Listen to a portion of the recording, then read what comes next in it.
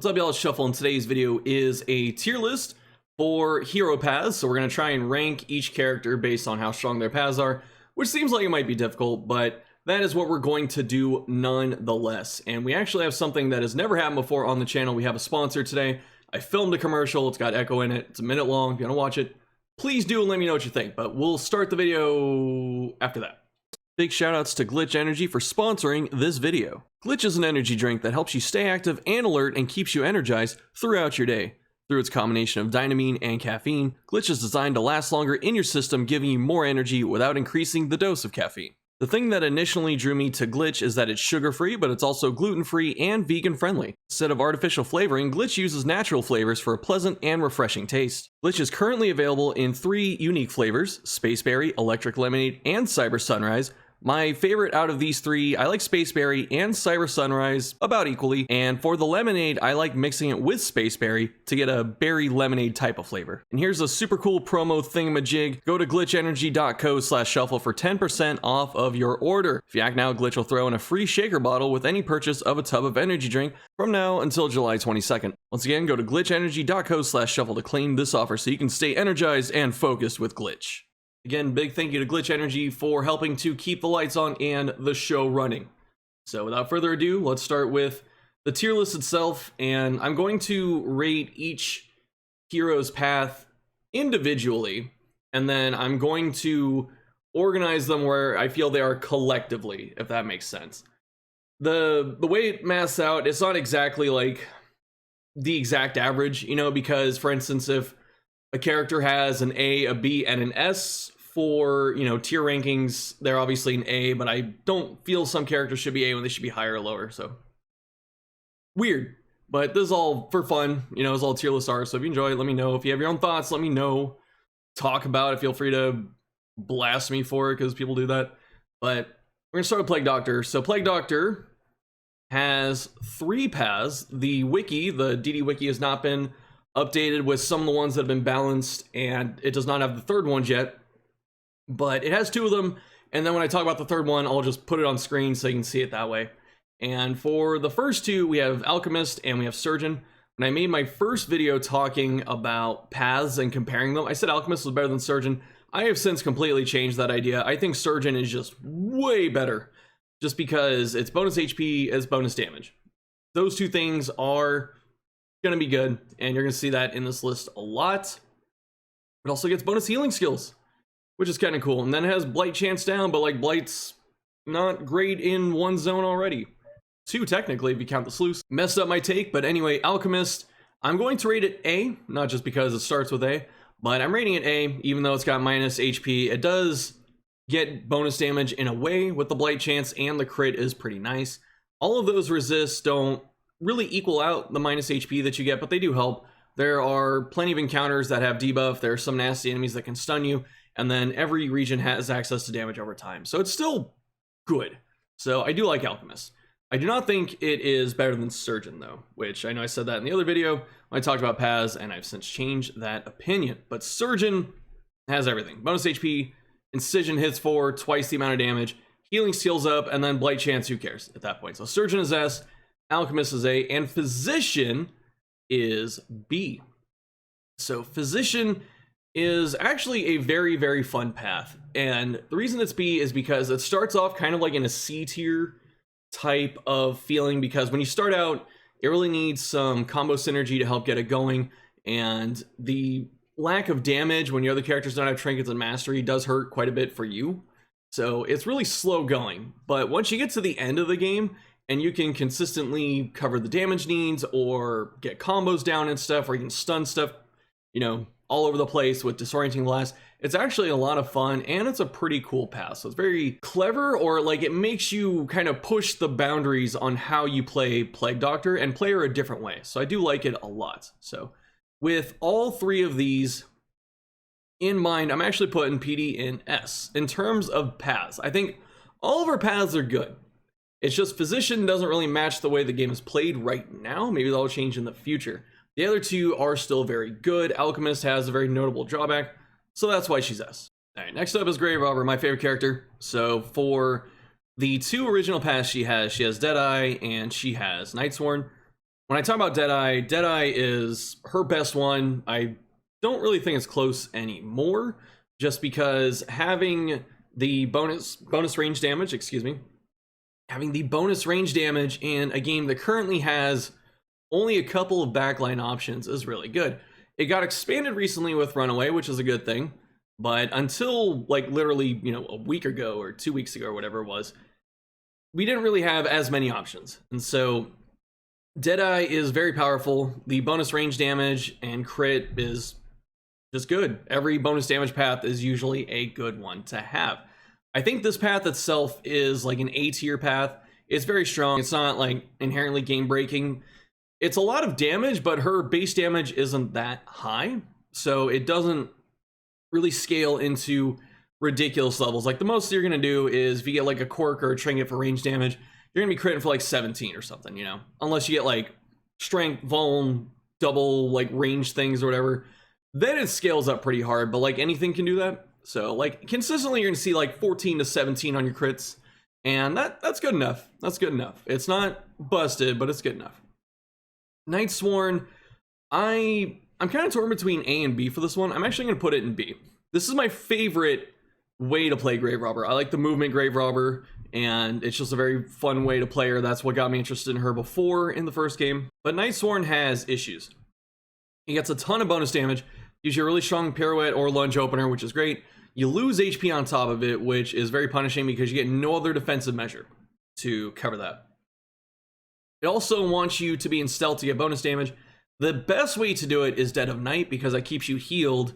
But if you're going to run Shadow Fade, you can do that too. But the issue with this path compared to Deadeye, this path can put out a lot of damage, but the issue is a lot of enemies have kind of like a 2-turn clock before you have to do something about them. And if you're spending a turn Shadow Fading to get bonus damage on lunge, it's not going to work. If you pirouette and then like Dead of Night and then lunge turn 3, it's not going to work. And I'm talking about enemies like the Sprawl that like to ignite on turn 2 or get ignited by the Immolatus. Talking about Cabin Boy in the Shroud, which transforms on turn 2. Talking about when Captain in Shroud as well gives the entire team a bunch of, offensive tokens, and Docker just runs you over for 1,000 damage, or just any number of things happen in like 2 turns. Here's the other one too. Like, what if you're fighting a bunch of pigs in the sluice and you go Shadow Fade and they all skitter on turn 1, and then you go first and then you can't hit any of them because they're in stealth. There are a lot of issues with this path, and that's mostly because of the pace of the game. If you can line all of it up though, it can do some pretty good damage, and it is fun as heck. So with that said, I'm going to rate it as a B tier path. I do love it, so I hope that I'm showing that I'm not biased with that. But that's where I feel she's at. And then Venom Drop is her newest one, and again, very balanced for a path is Venom Drop. You get minus damage, minus range damage I should say, and then you get like Blight on flashing daggers, and you can use poison darts, but it's better to use flashing. And it's another thing kind of like Nightsworn. It wants you to Shadow Fade on like turn 1 or Dead of Night somehow. It does not want you to pirouette. People have talked about using pirouette, but you get the minus 50% range damage, so opening with pirouette is just not as beneficial. You're gonna hit everything for like 3 damage, you're gonna daze yourself, and then you're gonna go at the end of the second turn and then hit them with flashing daggers or poison darts and then put Blight on them, and then you're not doing damage over time until the start of round 3. That is way too freaking slow. So the way to play this thing that I've actually had the most success with is just put her in the back and just throw flashing daggers like every turn. I don't know, but Venom Drop, it's balanced. It probably could use a buff in some way, but I don't want to get into like buffs and nerfs too much, unless it's something easy that we'll talk about later. But otherwise, I do like it. It's just not as strong considering how the game is played currently. So with that in mind, Grave Robber is B. I love you, Audrey. Please don't hate me. All right, next is Highwayman. So with his 2 paths, they're both fun. Actually, all 3 of his paths are fun. The one I think is best is Sharpshot. That's easy S tier, just because you get bonus speed, which is never bad, and you have 50% bonus range damage, and he has enough gun skills that he doesn't care about the melee loss, and Grape Shot gives you strength, which is also crazy because chaining Grape Shot is very strong. Like Grape Shot, Take Aim, shoot something for like 20 damage is really strong. There are a lot of things you can do with this path, even though it just looks like raw damage. Like, it is still raw damage, but there are ways you can sequence your turns, so you get like really big damage turns, and that's pretty cool.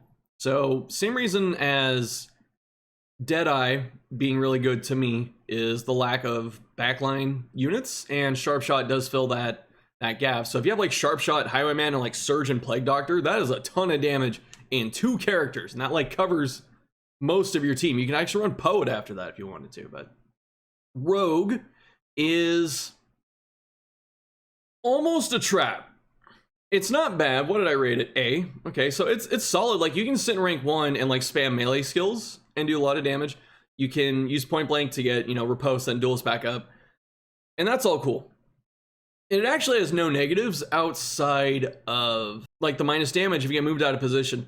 As the game is developing, more and more enemies can move you, so this becomes a bigger and bigger issue, but I'm not going to hold that entirely against him. It's more just to warn you if you run Rogue and you find yourself getting moved around a lot, just kind of expect it might happen at some point. But with Rogue specifically, I think the better way to play this, I think the better way to play this is to leave him in rank 1 and just spam like Wicked Slice.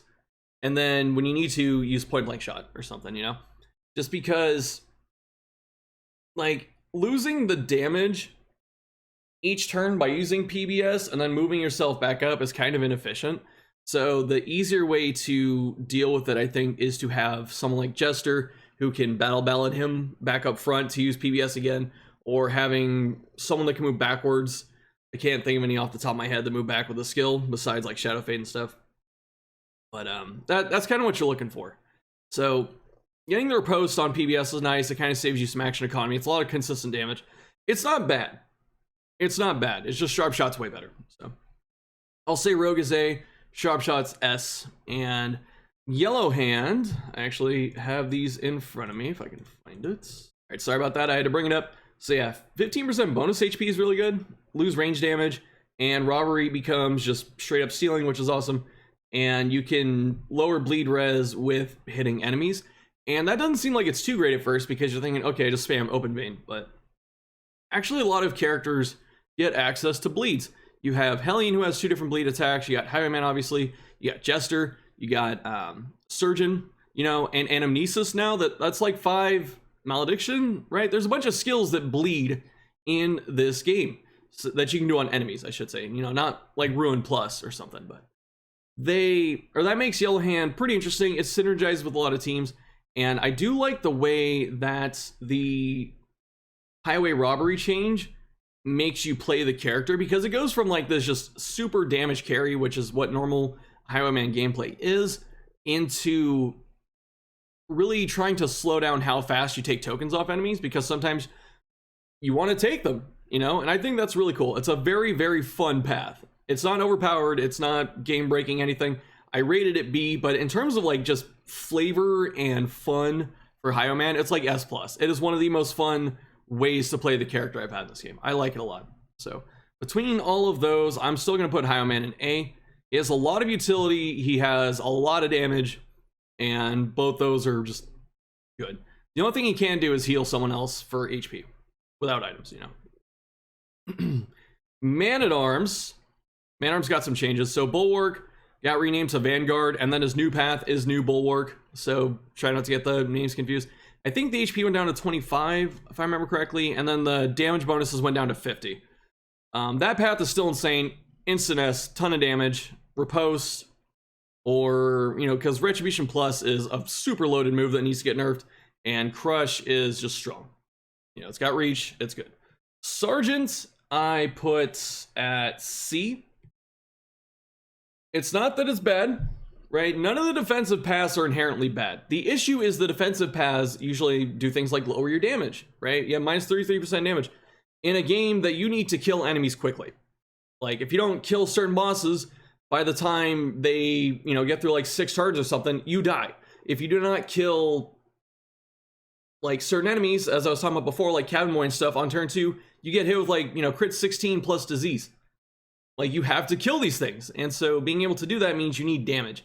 And if Sergeant is not doing damage, what else is it doing? It's not giving someone else damage, It's super, super, super defensive. And that's not inherently bad. It just doesn't fit with the game right now. So that's why it's C. Vanguard is S. New Bulwark, I'm putting in B. It's bonus damage, but it turns Shield Bash, was Rampart, into basically just Crush with less range. Like, it's almost the same damage. And I don't understand the Stand Fast change. Like, the Stand Fast change gives you Taunt on Stand Fast. That means, like, when you press Stand Fast, that's the move where he gets Block. I can find it right here. So you start the turn, you get immediately 2 block, and then you, at the start of turns, you get more block. But you can just press Retribution Plus, you know? And obviously, you can do this unupgraded with this one, but Retribution Plus is going to be way more. Gives you the same taunt, gives you the same block, gives you damage also. So that's why I really don't like how, New Bulwark, I blanked on it entirely, is handled. But also, the other shield skill they talk about, or that you may not know, is Hold the Line. So Hold the Line is the other shield skill that you get. So you get bonus to Hold the Line and Rampart. Those are your 2 shield attacks. 50%, have fun, you know? It's not bad. It is not a bad path, of course. Yeah. It's just not as strong as the others, so. I rated, where'd I put him? The Man-at-Arms, the Vanguard S, Sergeant C, Bulwark B. I put him in, I think, A for that. Yeah. Okay. His model's his picture's so much smaller than everyone else because his shoulders are massive. All right, Hellion. Hellion. Okay. Ravager. Do we need to talk about this? This is like the best path in the game. Considering how the character operates, considering what she wants to do, this is where jokes like Hellion Plus come from. This is just Hellion but better. Like, this is straight up Wonder Hellion with like no disadvantage. Sorry, I'm having like allergies today. But the bleed chance doesn't matter because you're not using bleed out up front, and you can't use if it bleeds in rank 1, so doesn't matter at all. The turn start bleeding thing actually helps her because for one, she can adrenaline it off, so that's not a big deal. 2, she has the other heal move, Revelry. 3, it synergizes her passive. So if you don't know, when Hellion gets under 50% and then 25% life, she gets 25% bonus damage. So if you're under 25% HP with Ravager in rank 1, you have plus 100% damage. That's a lot. Your Howling Ends are hitting for like 60 at that point, you know? So it's really good. And then she gets bonus HP for some reason. So it's just, this path is essentially bonus damage and bonus HP with no downsides. And you don't have to change how you play Hellion at all. So it's like S+. It's the best path in the game. But with Berserker, this is a little more down to earth. The minus HP kind of sucks.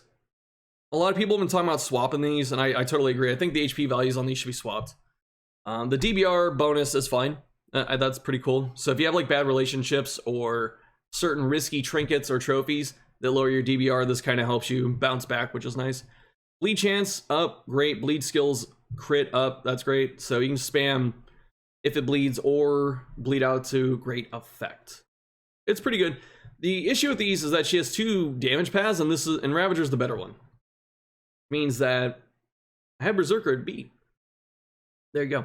If this changed one thing, not just the HP, if it made it so you could use if it bleeds in rank 1, instant S. Do we want it to be instant S? I don't know. But that would be pretty cool. Carcass. So Carcass is you get stress healed on crit, Yop gives you 2 taunt.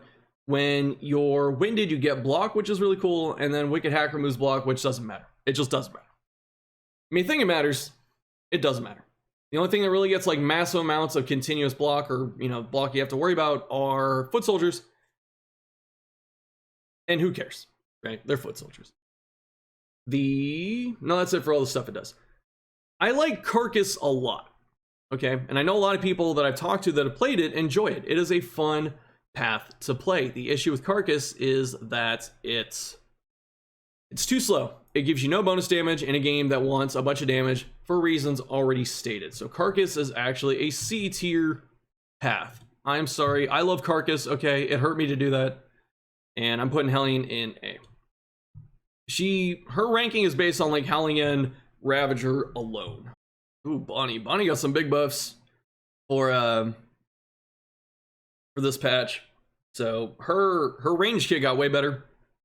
And talked about it in the other video and stuff, but you know, shorthand is she can use Cauterize in rank 4, and she has Smoke Screen out of 4, I think, too. So she has a lot of rank 4 support, which gave us another range unit, which instantly makes her way better. But Survivor, this is just all upsides and no downsides. The skills are, you know, you get healing over time. This is a run and hide bonus. And then healing given, this is Cauterize.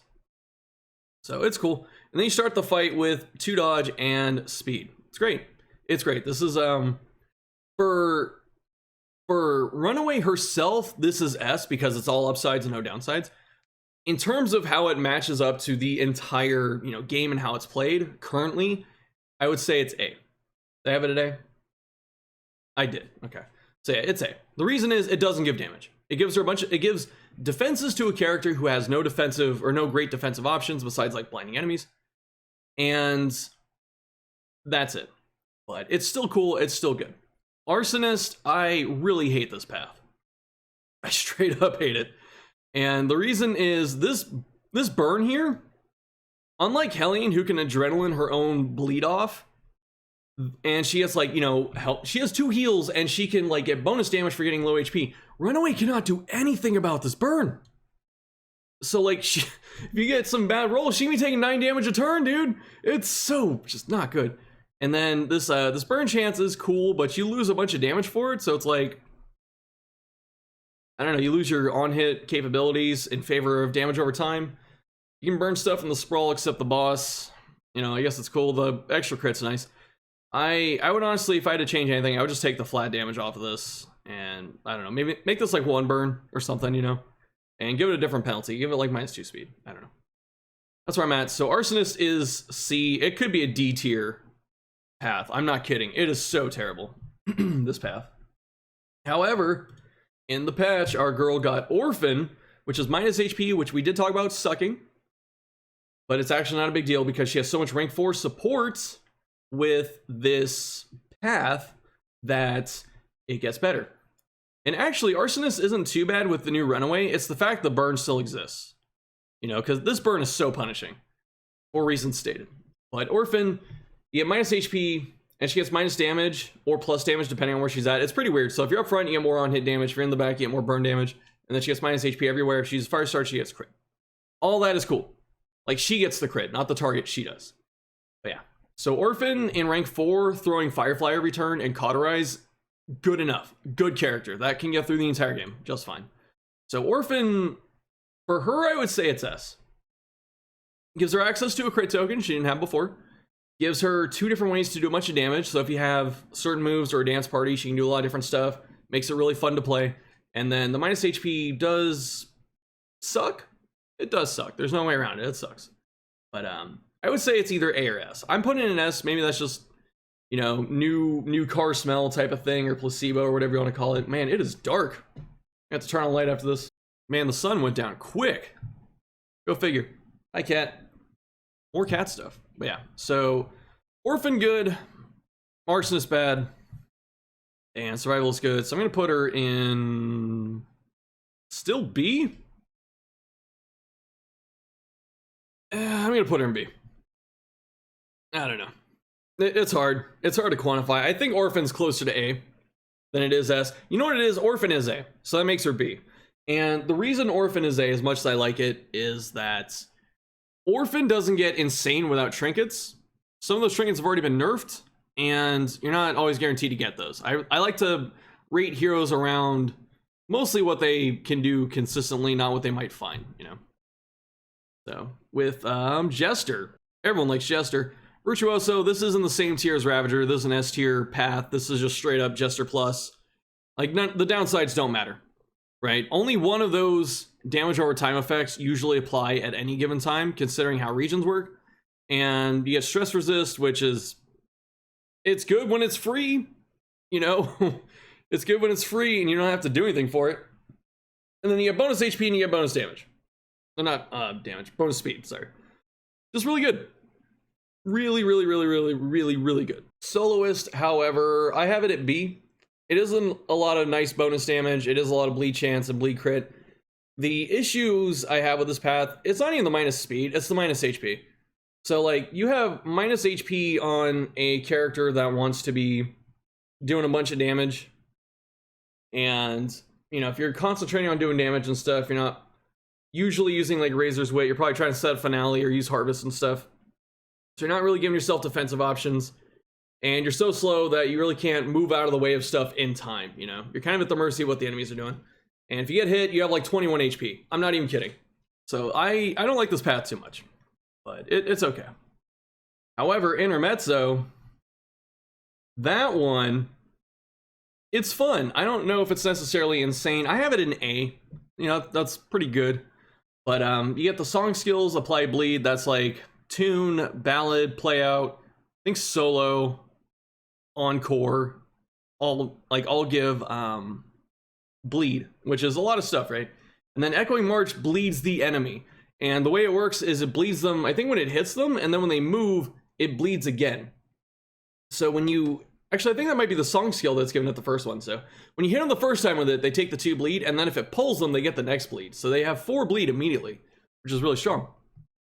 And then the ballad and play out boost, this doesn't make play out good. It just, play out needs some other help than this. It makes ballad better than it was.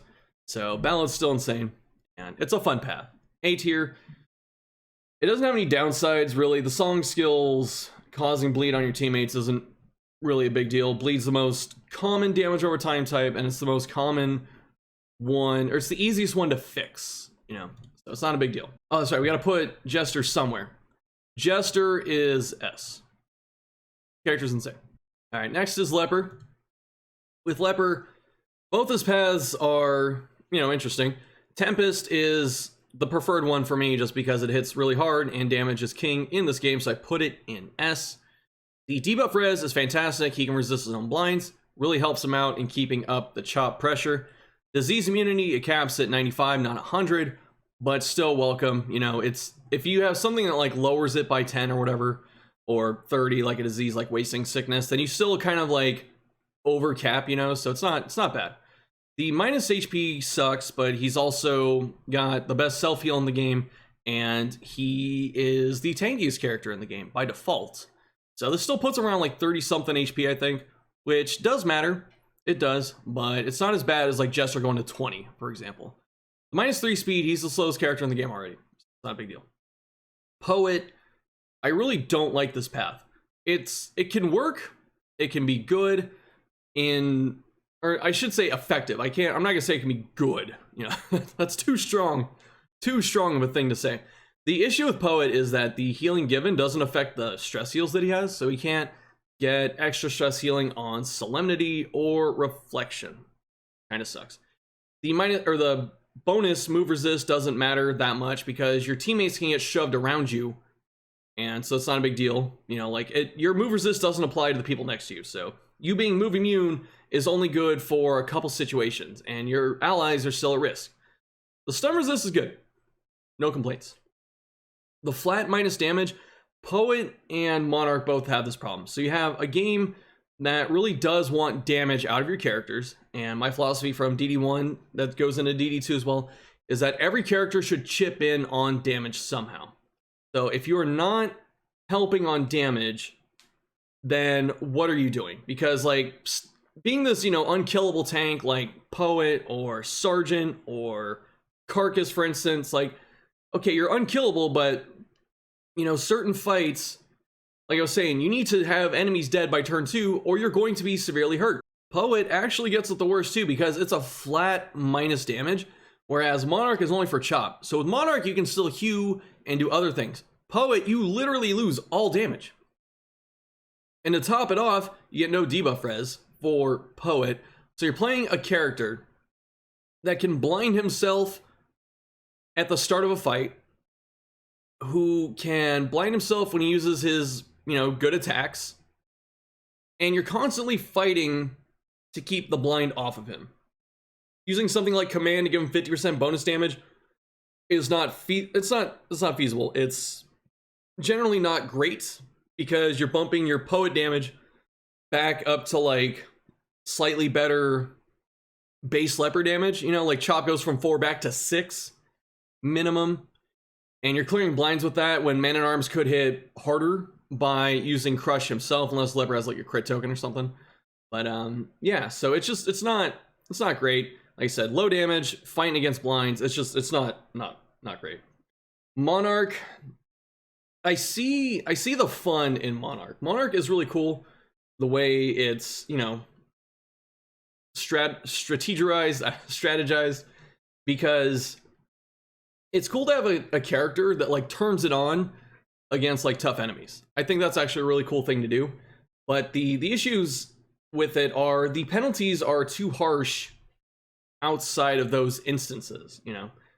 So you have about the same minus HP that Tempest has, and then you have minus 75% chop damage. Like I said, this doesn't apply to Bash Break, Q, Purge, whatever. It's not like Poet in that way. So you can still run Hue outside of Cosmic Fights, which is cool, and that's perfectly good. But the thing is, the way the damage maths out, because I think they go additive together, so when you gain the 50% HP, it nets out to plus 20. When you get the 50%, or the 100% chop damage, excuse me, that's 25% extra damage. It's not, you know, it's not double chop when you're fighting Cosmic. And then there's the 2-speed, so it doesn't math out that strong. It's basically like having almost a lot of Poet's downsides, and then you become Tempest for a couple fights. And it's like, why not just play Tempest?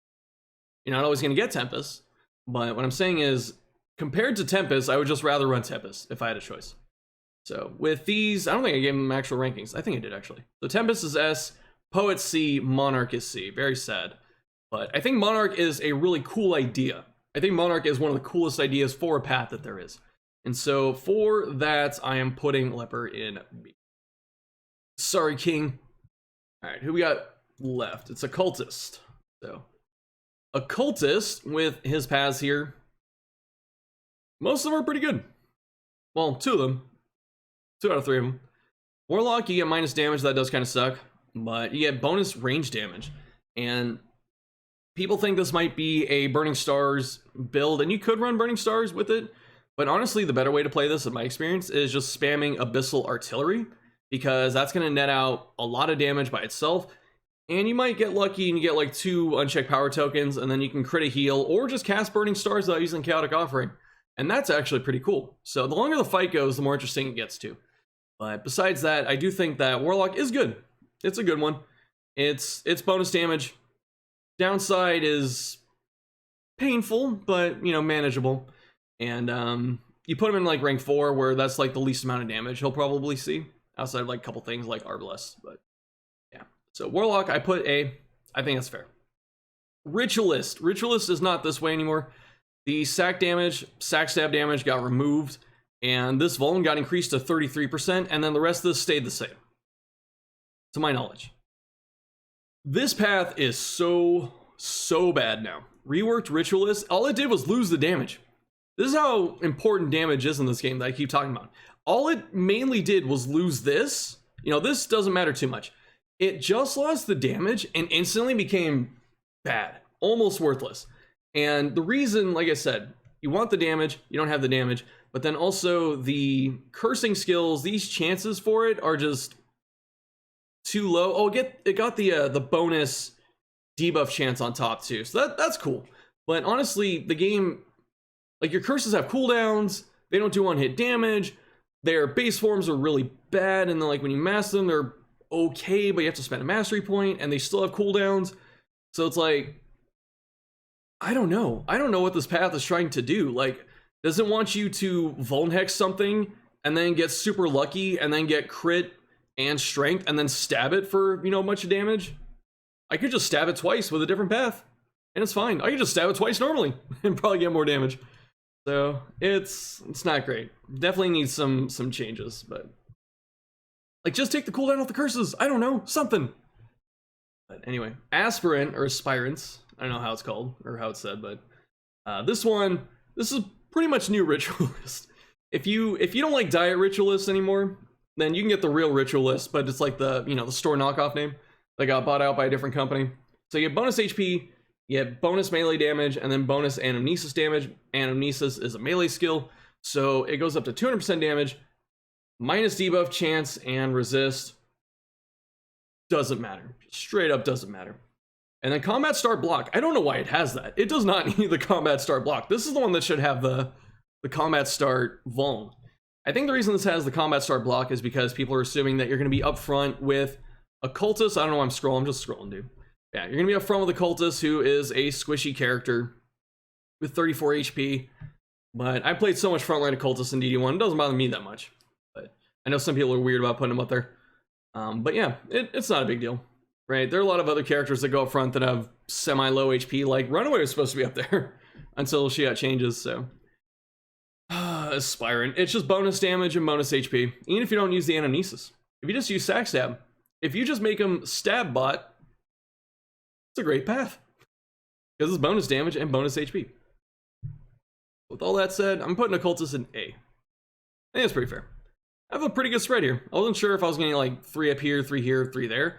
I think there's one iteration where I had like 6 characters here, so I'm glad I moved stuff around. But yeah, so that is the path tier list. It's like kind of a weird concept to do, and I still like talking about the path, so there's that.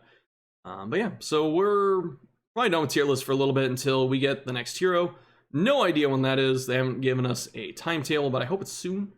We're gonna have to do actual editing in this video because I messed up so many times. But yeah, that's it for this one. Thanks for watching. Check out Glitch if you want to. I think it's pretty cool. I use it.